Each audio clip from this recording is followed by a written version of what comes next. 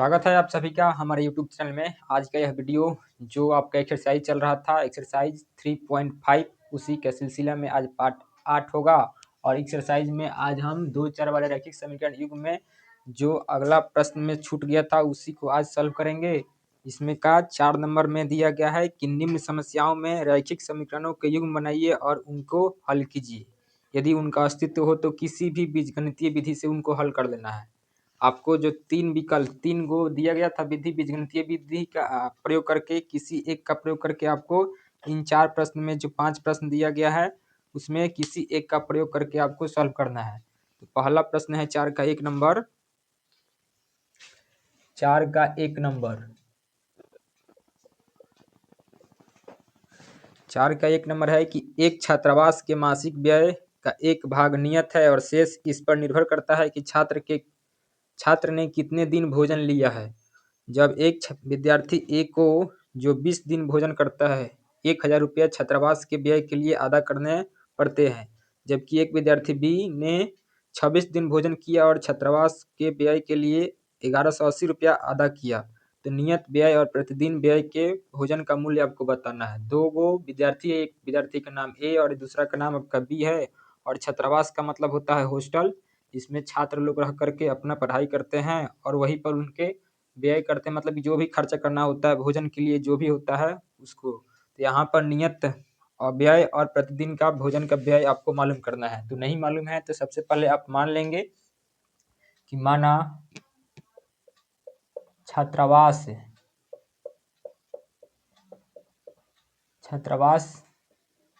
का नियत भाड़ा 100 रुपया तथा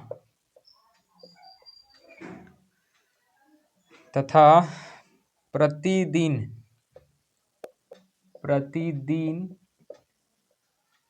भोजन का मूल्य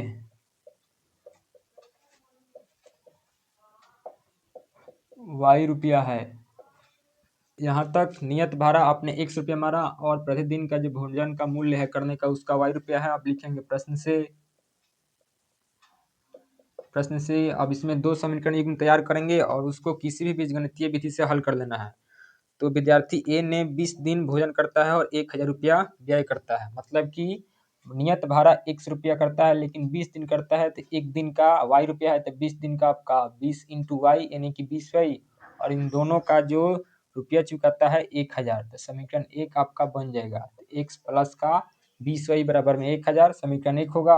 और फिर लिखेंगे पुनः एक विद्यार्थी दूसरा जिसका नाम बी है और बी ने 26 दिन का भोजन किया और 1180 रुपया किया है चुकाया है, मतलब कि नियत 100 है और 26 दिन किया तो 26 इंटू का वाई और इन दोनों में वो चुकाया है आपका 1180 रुपया। समीकरण यहाँ पर 2 आपका तैयार हो गया।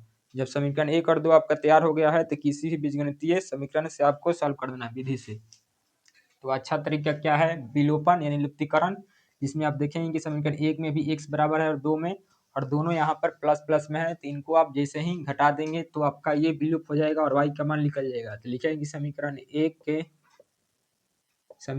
1 में से समीकरण 2 को घटाया तो समीकरण 1 है आपका x प्लस का 20y बराबर में 1000 और जो आपका 2 है समीकरण x प्लस का 26y बराबर में 1180। अब घटाएंगे तो आपको सिंबल को बदलना होगा, प्लस का माइनस और प्लस का माइनस। अब देखिए कि सेम है, कट गया प्लस में इसमें तो एक से यहाँ पर कैंसिल होगा। अब देखेंगे 20y है और माइनस का 20y तो माइनस का 6y बचेगा। बराबर में आपका इधर घटाएंगे तो 1000 में से आपका 1180 जाएगा तो माइनस का 180 बचेगा, माइनस माइनस कट जाएगा और y बराबर में 180 बटा का 6 यानी कि आपका कट के मान आएगा y का 30, मतलब कि y का मान आपका 30 आएगा। अब y का मान आप निकाल लिए हैं तो इसको अब आप समीकरण 1 या फिर 2 में रखेंगे तो आपका x का मान निकल जाएगा। तो लिखेंगे कि y का मान पुनः y का मान समीकरण 1 में रखा तो जो आपका 1 है x प्लस का 20y बराबर में 1000, x प्लस का 20y बराबर में 1000। अब देखिए कि y बराबर आप 30 निकले तो उसमें रखेंगे तो x प्लस का 20 इंटू का 30 बराबर में 1000। अब इसको सॉल्व करेंगे तो आपका होगा 1000 और प्लस का इधर जाएगा तो यहाँ पर 3 दूना का 6 यानी कि 600। जब माइनस करेंगे तो आपका मिलेगा 400, मतलब कि x का मान आपका आएगा 400 और इसमें से और y का जो मान आया है आपका 30 आएगा। मतलब कि नियत भाड़ा आपका 400 रुपये लगेगा और प्रतिदिन का भाड़ा जो लगेगा आपका y माने है तो 30 रुपये लिखेंगे। यहाँ पर अतः करके आप लिखेंगे कि अतः छात्रावास में नियत भाड़ा बराबर में 100 रुपया। अब देखिए कि नियत भाड़ा को आप x माने हैं और x का मान आप निकाले हैं 400, तो इसका आंसर होगा 400 रुपया। और प्रतिदिन का भाड़ा और प्रतिदिन भोजन का मूल्य आप माने हैं y रुपया, तो y का मान आपका आया है 30, तो आंसर होगा आपका 30। मतलब कि यही आंसर होगा 400 रुपया और 30 रुपया। तो नियत भाड़ा आपका 400 रुपया होगा और प्रतिदिन का भाड़ा आपका 30 रुपया होगा। तो आशा करते हैं कि आपको इसका आंसर समझ में आया होगा, और यदि आया होगा तो आप चैनल पर नए होंगे तो चैनल को जब सब्सक्राइब कर लेंगे और वीडियो को लाइक कर लेंगे। इसके बाद इसका 2 नंबर है तो उसको भी बनाते हैं।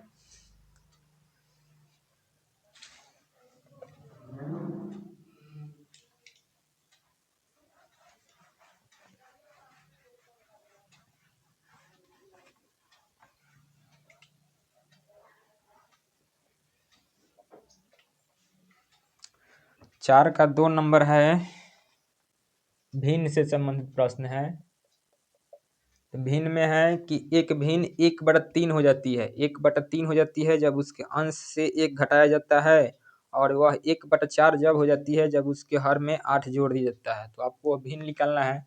तो आप सबसे पहले मान लेंगे कि माना वह भिन्न बट्टा के रूप में x/y है, जिसमें x आपका अंश होगा और हर आपका y होगा। तो माना कि वह भिन्न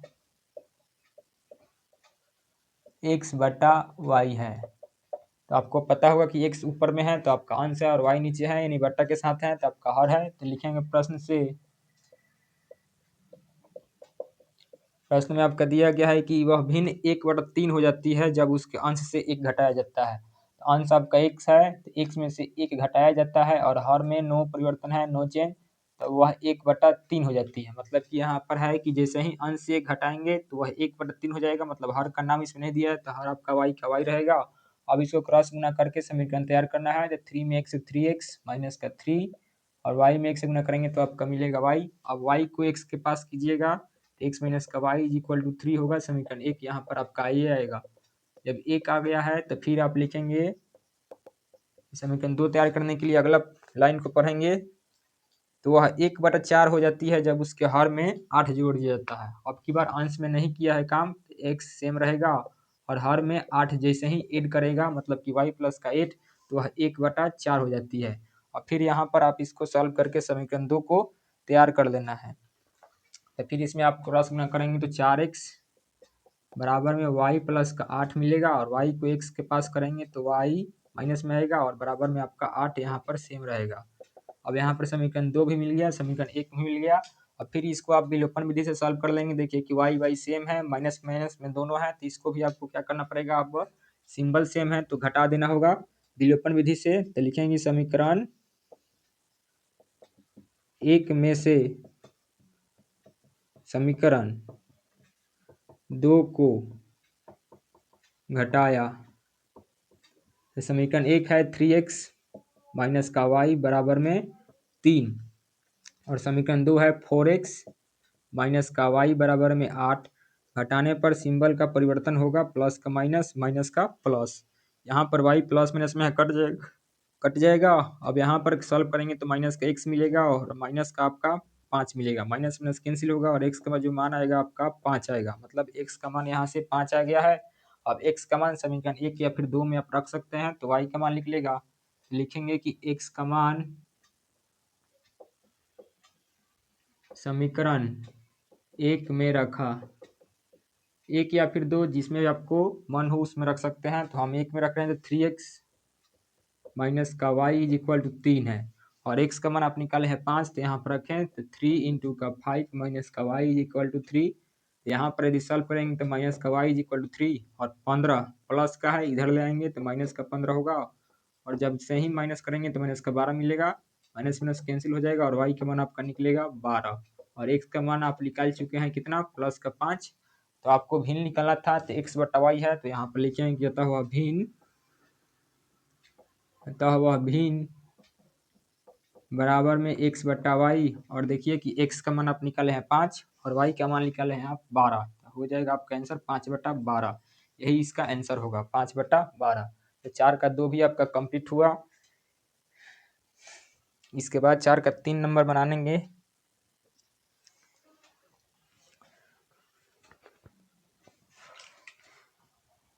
आप वीडियो को रोक करके जरूर इसे नोट कर लेंगे या फिर स्क्रीनशॉट ले लेंगे।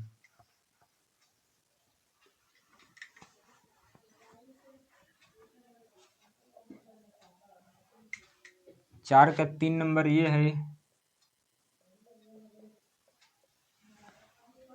कि यश ने एक टेस्ट में 40 अंक अर्जित किए जब उसे प्रत्येक सही उत्तर पर 3 अंक मिले तथा अशुद्ध उत्तर देने पर 1 अंक की कटौती की गई। पहली का कंडीशन है कि यश ने एक परीक्षा में 40 अंक प्राप्त किया है और प्रत्येक सही उत्तर के लिए 3 अंक, और जितना भी गलत हो रहा है उसके लिए 1 ही अंक काटा जा रहा है, तो 40 अंक उसको मिल रहा है। यदि सही उत्तर पर 4 अंक मिलते हैं तथा अशुद्ध उत्तर पर 2 अंक की कटौती की जाती है तो यश को 50 अंक अर्जित करता है। तो टेस्ट में कितने प्रश्न थे, तो यहाँ पर प्रश्नों की संख्या पूछा गया है, तो आप यहाँ पर लिखेंगे माना यश द्वारा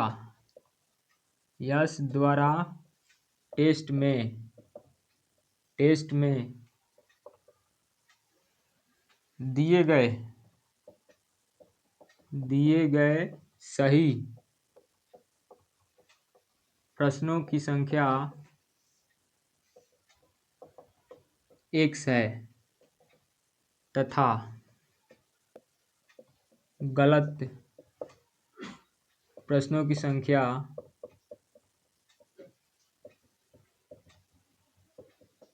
y है। हम यहाँ पे मान लिए हैं कि यश जो है कि x सही प्रश्न देता है और y आपका गलत प्रश्न देता है, तो आपसे पूछेंगे कि टोटल कितना होगा, तो आप इन दोनों को बोलेंगे कि जोड़ देंगे तो x प्लस का y हो जाएगा। इसलिए आप लिखेंगे कि कुल प्रश्नों की संख्या बराबर में x प्लस का y हो जाएगा। मतलब कि x सही है और y गलत है, तो टोटल कितना है, x प्लस का y है, तो यही इसके बाद होगा। टोटल प्रश्नों की संख्या आपका हो जाएगा x प्लस का y। आप लिखेंगे प्रश्न से, ये आपका VBI प्रश्न है। इसके बाद प्रश्न में दिया गया है कि यश ने 40 अंक अर्जित किए जब उसे प्रत्येक सही उत्तर पर 3 अंक मिले और अशुद्ध उत्तर देने पर 1 अंक की कटौती की गई है। तो प्रत्येक सही उत्तर के लिए हम माने हैं x, तो 3, मतलब कि वहां पर दिया है कि सही उत्तर पर 3 अंक, तो 3 इंटू का x यानी कि 3x, और प्रत्येक गलत उत्तर पर 1 अंक की कटौती करने का मतलब प्लस नहीं माइनस, तो माइनस का y हो जाएगा, और ऐसा करने पर उसको मिल रहा है 40 अंक। समीकरण 1 यहाँ पर आपका मिल जाएगा। यहाँ पर कहने का मतलब है कि एक के सही उत्तर देने पर आपका x मिल रहा है, तो 3 सही देने पर आपका 3 मिलेगा 3x, और एक गलत उत्तर पर आपका y है। यहीं पर यहाँ पर दिया गया है कि 1 अंक की कटौती की रहा है, 1 में y से गुना करेंगे तो y मिलेगा, और माइनस यहाँ पर कटौती के कारण, और इन दोनों को मिलाने पर आपका अंक प्राप्त हो रहा है उसको 40। तो यहाँ पर समीकरण 1 यहाँ पर मिलेगा। और फिर आपको समीकरण 2 है, 2 के लिए आगे पढ़ना होगा कि यदि उसे प्रत्येक सही उत्तर पर 4 अंक मिलते हैं, तो प्रत्येक के लिए x है और 4 के लिए आपका हो जाएगा 4x। उसके बाद आपका है और अशुद्ध उत्तर पर उसको यहाँ पर 2 है, मिट गया है, प्लस का है 2 या फिर 3 है। इसको अगर देखेंगे तो यहाँ पर 2 है ना, 2 ही होना चाहिए।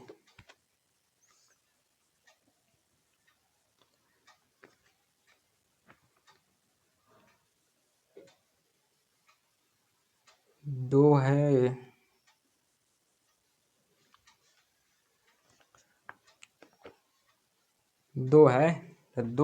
दो उत्तर गलत दे रहा है, मतलब कि माइनस का 2y, और बराबर में आपका हो रहा है कितना, 50।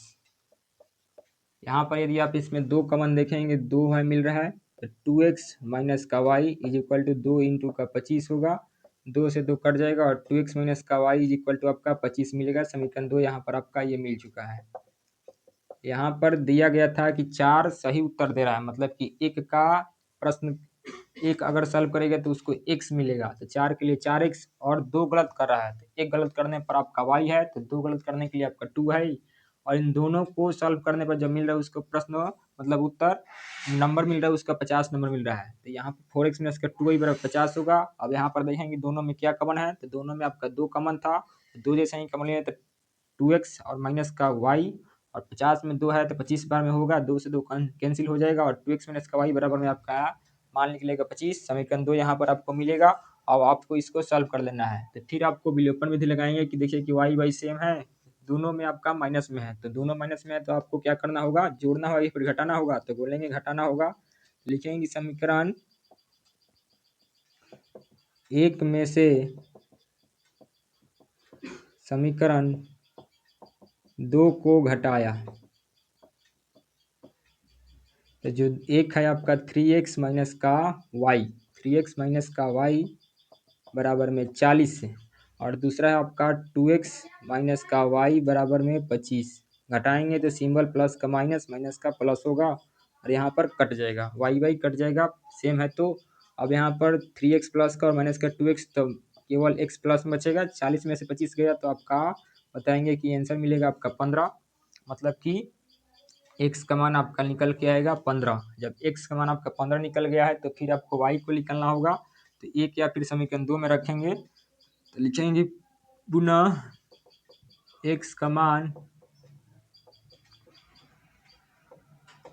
समीकरण 1 में रखा, तो जो x है आपका 3x माइनस का y इज इक्वल टू 40 है। एक का मान समीकरण एक का मान 3x माइनस का y इज इक्वल टू 40 है, और इसमें x का मान आप 15 रखेंगे, तो 3 इंटू का 15 माइनस का y बराबर में 40, माइनस का y इज इक्वल टू 40 और प्लस का 45 इधर आएगा, माइनस का 45 होगा।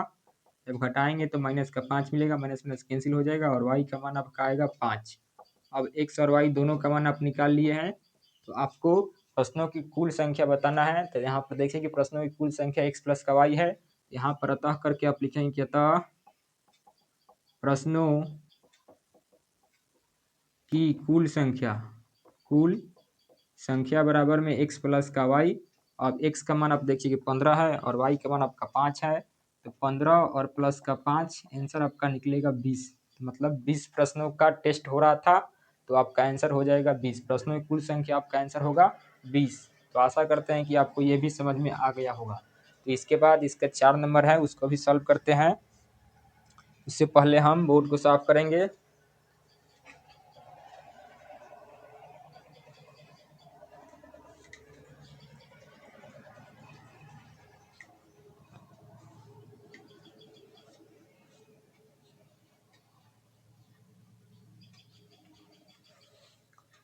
चार का 4 नंबर ये प्रश्न है कि एक राजमार्ग पर 2 स्थान ए और बी है और उनके बीच की दूरी 100 किलोमीटर है। राजमार्ग कहने का मतलब नेशनल हाईवे होता है, और एक कार ए से तथा दूसरी कार बी से एक ही समय पर चलना प्रारंभ करती है। यदि ये कारें भिन्न भिन्न चालों से एक ही दिशा में चलती है तो 5 घंटे पश्चात मिलती है, और दोनों कारों की चाल आपको बताना है। तो आपको यहाँ पर समझना है, तो दोनों कारों की चाल आपको बताना है। तो यहाँ पर लिख लेंगे कि आपको चाल नहीं मालूम है, तो मान लेंगे कि सबसे पहले कि माना दोनों कारों की चाल क्रमशः x किलोमीटर प्रति घंटा तथा y किलोमीटर प्रति घंटा है। चाल आपका यूनिट मालूम होगा किलोमीटर प्रति घंटा में या फिर मीटर पर सेकेंड में होता है, तो यहाँ पर किलोमीटर में दिया है तो हम उसका यूनिट किलोमीटर प्रति घंटा लिए हैं। अब लिखेंगे कि आप जानते होंगे कि हम जानते हैं कि समय बराबर में, तो आपको पता होगा कि चाल बराबर में क्या होता है, चाल बराबर में दूरी बटा समय होता है। तो यही आपको फॉर्मूला लगाना है, तो हम यहाँ पर समय का फॉर्मूला लगाएंगे। तो समय का जब निकालेंगे समय बराबर में तो समय इसके पास है तो ये वाला इसके पास समय के पास आ जाएगा, यानी कि दूरी बटा आपका मतलब होगा चाल, मतलब कि समय बराबर में दूरी बटा चाल हो जाएगा। यहाँ पर आप लिखेंगे कि समय बराबर में दूरी बटा चाल। अब आपको यहाँ पर इसको मिटा देना है, इसको आपको याद दिला दिया है कि चाल बराबर दूरी बटा समय, तो समय बराबर में दूरी बटा चाल होता है। अब यहाँ पर आपको एक आप लिखेंगे प्रश्न से में दिया गया है प्रश्न में कि दो स्थान ए और बी 100 किलोमीटर की दूरी पर है, ठीक है, और कार ए से तथा कार बी से दूसरे स्थान से कार बी एक ही समय में चलना प्रारंभ करती है। यदि कारें भिन्न भिन्न चालों से एक ही दिशा में चलती है तो वे 5 घंटे पश्चात मिलती है। तो दोनों कारों की चाल आपको बताना है। तो सबसे पहले आप देखेंगे कि यहाँ पर एक आप फिगर बना सकते हैं कि एक नेशनल हाईवे है, यहाँ पर मान लीजिए कि ए है और दूसरा बी है, और एक ही समय में दोनों चलती है, और इधर एक तरफ चल रही है और इधर से ये दूसरी तरफ से चल रही है। उनके बीच का दूरी है आपका 100 किलोमीटर प्रति घंटा है, 100 किलोमीटर है। और उसके बाद आपको बताना है, तो कार ए का चाल आप देखेंगे तो कार ए का मतलब पहली का चाल x है और दूसरा का आपका एक्स वाई है, तो इनके बीच का जो दूरी हो जाएगा आपका 100 है। तो यहाँ पर लिखेंगे कि x प्लस का जो आपका दिया गया है वही इसका समीकरण के रूप में आएगा।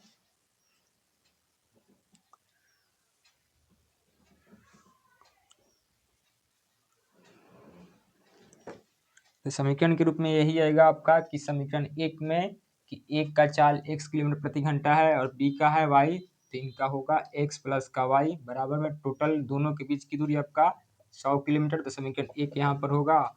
और फिर दूसरका के लिए है कि दूसरका में 5 घंटे लगते हैं, समय आपका लगता है 5, तो 5 लिखेंगे इसके सामने, और दूरी आपका कितना है, दोनों के बीच की दूरी 100 है, और बट्टा में आपका दिया गया है कि एक ही समय में चलना प्रारंभ करते हैं। यदि एक ही दिशा में चलना प्रारंभ करेंगे, कहने का मतलब यहाँ पर विपरीत दिशा में नहीं है, और यहाँ पर इसको बी को आपको यहीं पर बिंदु यहीं से लाना पड़ेगा, मतलब एक ही दिशा में चलना होगा।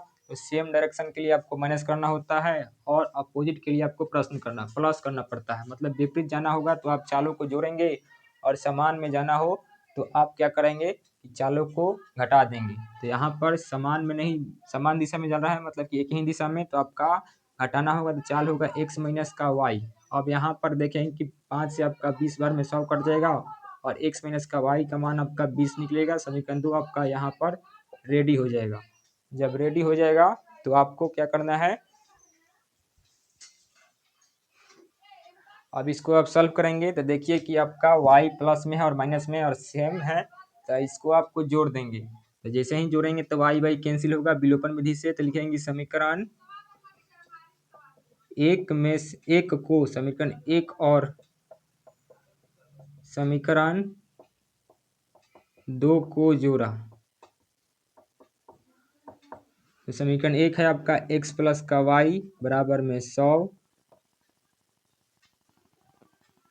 और दूसरा है आपका समीकरण में 2 x माइनस का y बराबर में आपका 20, y से y कैंसिल हो जाएगा, और यहाँ पर x 2x और 120, 100 में 20 जोड़ेंगे 120, तो यहाँ पर x का मान यदि निकालेंगे तो आपका कट के आएगा 60 बार में, और x का मान आपका 60 निकल के आएगा। जब x का मान निकल गया है तो आपको समीकरण एक में या फिर 2 में रखेंगे तो y का मान निकलेगा, लिखेंगे पुनः x का मान समीकरण एक में रखा, जो आपका एक है x प्लस का y बराबर में 100 है, x प्लस का y बराबर में 100, और यहाँ पर देखिए कि x का मान निकाले हैं 60, तो यहाँ पर रखेंगे तो 60 प्लस का y बराबर में 100, तो केवल y का जो मान होगा आपका 60 माइनस हो जाएगा 100 से, तो आंसर में आपका y का निकलेगा 40, और x का मान आप निकाल दिए हैं 60। तो दोनों कारों की चाल आपको मालूम हो गया है, x किलोमीटर प्रति घंटा और y किलोमीटर प्रति घंटा। जैसे ही आप मान को रखेंगे तो आपका आंसर निकल जाएगा। तो लिखेंगे कि अतः दोनों कारों की चाल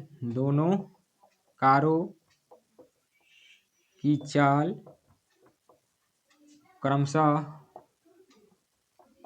x का मान आप देखिए कि सबसे पहले x है और x का मान आपका 40, तो 40 किलोमीटर प्रति घंटा तथा y का मान आपका कितना निकला है 40, तो आंसर हो जाएगा 40 किलोमीटर प्रति घंटा होगी।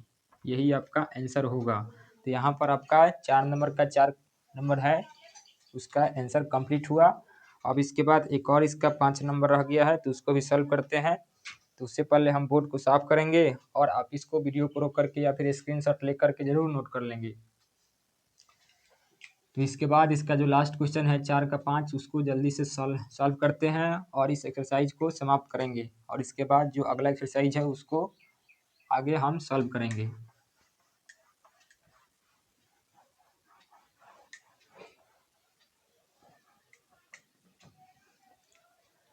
4 का 5 नंबर लास्ट क्वेश्चन है इस प्रश्नावली का। तो इसमें प्रश्न दिया गया है कि एक आयत का क्षेत्रफल 9 वर्ग इकाई कम हो जाता है यदि उसकी लंबाई 5 इकाई कम कर दी जाती है और चौड़ाई 3 इकाई बढ़ा दी जाती है। पहल का कंडीशन है। और दूसरा में दिया है कि यदि इकाई को हम 3 इकाई बढ़ा दे और चौड़ाई को भी 2 इकाई बढ़ा दे तो क्षेत्रफल 67 वर्ग इकाई बढ़ जाता है। तो आयत की विमाएँ आपको बताना है। तो आपको पता होगा कि जो इस प्रकार का फिगर होता है यही आपका आयत होता है। और आयत में आपको 2 ही विमाएँ होती है। आयत की 2 विमाएँ होती है, 2 विमाएँ।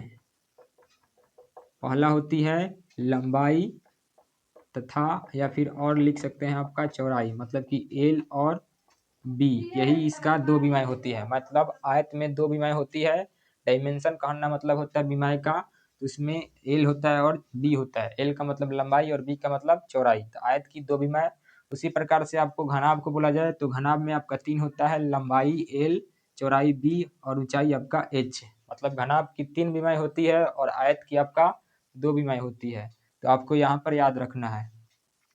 तो आपको पता होगा कि जो आयत का क्षेत्रफल का सूत्र होता है लंबाई गुना का चौड़ाई, यानी कि एल इंटू का बी आपको पता होगा।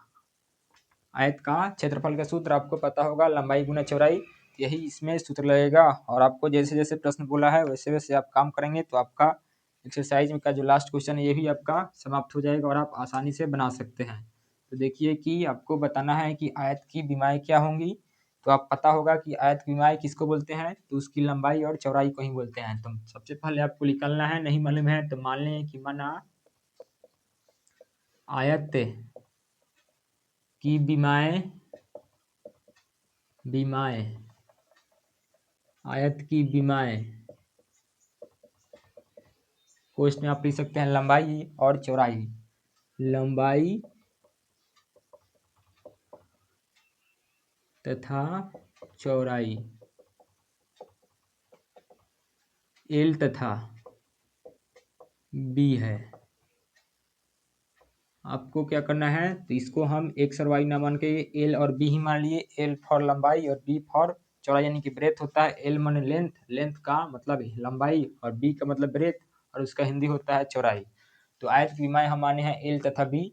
अब आप जानते हैं या फिर आप लिख सकते हैं कि हम जानते हैं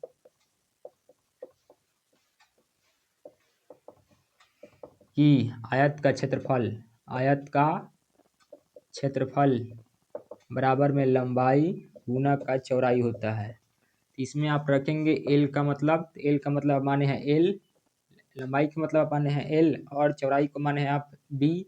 तो एल इंटू का बी हो जाएगा, मतलब आपका इसका वर्ग इकाई हो जाएगा, वर्ग इकाई। तो आयत का क्षेत्रफल का यहाँ पर सूत्र बन गया एल भी वर्ग इकाई। अब आप लिखेंगे तो प्रश्न में आपको जैसे बोला है उसके अनुसार चलना है।